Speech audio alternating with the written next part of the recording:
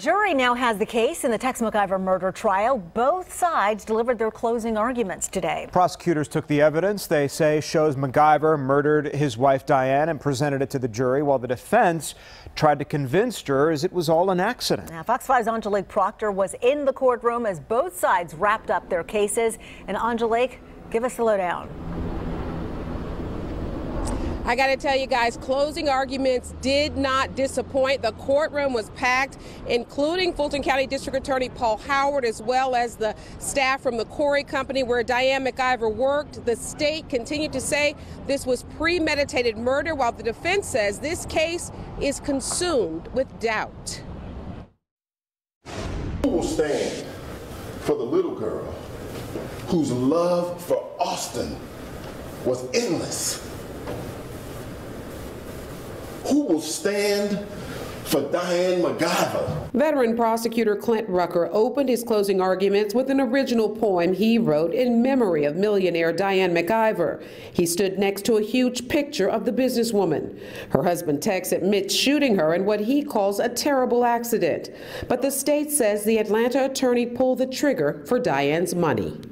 Killing Diane McIver solves all his problems. He is much better off with her dead than he is with her alive. The defense team says McIver fell asleep because of a sleep disorder and accidentally killed his wife.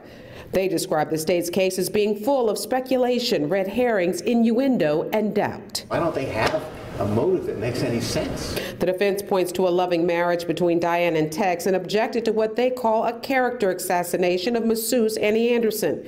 The state says Tex and Diane did not agree on who would get their sprawling Putnam County ranch. They contend Diane wanted it to go to their godson, Austin Schwall, but Tex wanted to leave his pride and joy to his son. The defense closed by saying improper grief and bad character do not equal murder. All these things that look suspicious, like calling a lawyer and not crying and rolling around on the ground or whatever they wanted him to do, are proof that it wasn't a planned murder. While the state says his case boils down to greed. He got rid of every single thing that this lady owned for the almighty dollar. This ain't no Chef Tex, Southern gentleman. He's a guilty murderer. Now, the jury started deliberating at 3:35. They just ended at 5 o'clock, so they got about an hour and a half in. They will be back at it again tomorrow. Reporting live in downtown, Angelique Proctor, Fox 5 News. Yeah, some animated moments there in the courtroom today. Okay, Angelique, thanks.